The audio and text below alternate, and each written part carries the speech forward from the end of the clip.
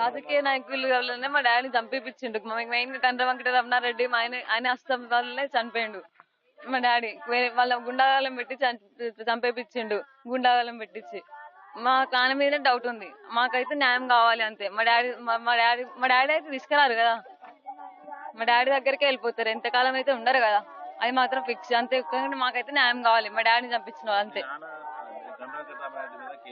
Case వేసిండు, daddy మీద case వేసిండు. మళ్ళీ డాడీకి అసలు బీఆర్ఎస్ ఉన్నప్పుడు కూడా పీడీ యాక్ట్లు అన్ని చాలా కేసులు పెట్టి 3-4 months జైలు ఉన్నాడు. మళ్ళీ ఇంటికి వచ్చిండు.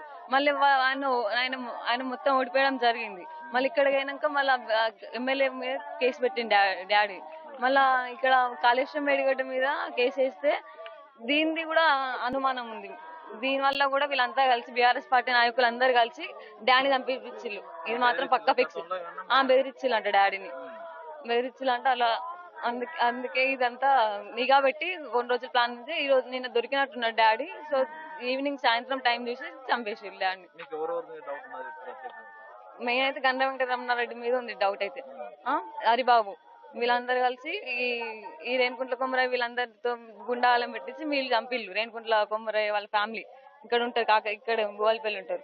వాళ్ళు చంపించి మాకు న్యాయం కావాలి. వాళ్ళకంతా శిక్ష పడాలి అంతే, ఉరి శిక్షనే పడాలి. మా డాడీ దగ్గరికే పోవాలి. వాళ్ళు కూడా ఎంతకాలం అయితే ఉండరు కదా, వాళ్ళైతే కావాలి అంతే. నాకు అయితే మనిషి రారు కదా, వాళ్ళు కూడా పోవాలంతే. ఎంతకాలం ఉండరు, మాకైతే న్యాయం జరగాలి. నేను రాజలింగమూర్తి వాళ్ళ కుమారుని, వాళ్ళ అన్న కొడుకుని. మా బాబాయ్ని అనవసరంగా కేవలం ప్రశ్నించినందుకే హత్య చేసేళ్ళు.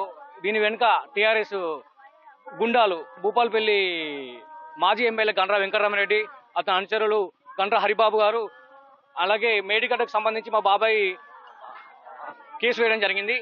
ఆ విషయంలో కేటీఆర్ మీద, హరీష్ రావు మీద కేసు వేశారు. సో దీని వెనుక కేటీఆర్ గారు హస్తం కూడా ఉందని నాకు కాస్త డౌట్ కొడుతుంది. లేకపోతే ఇంత మెయిన్ రోడ్ మీద ఇంత ధైర్యంగా చేసే దమ్ము అయితే ఎవరికి లేదు భూపాలపల్లిలో. సో దీని వెనకాల కేటీఆర్ గారు ఉన్నారేమో అని నా అనుమానం. అలాగే ఈ చిల్లర ఆకు రౌడీలు ఉన్నారు భూపాలపల్లిలో, రేణుకుంట్ల సంజీవ్ అని. సో ఇలాంటి వాళ్ళని కూడా మీరు ఉరిశిక్ష చేసి జైలు శిక్ష పడేటట్టు చూడాలని నేను కోరుకుంటున్నా. మాకు న్యాయం జరిపించాలని కోరుకుంటున్నాను.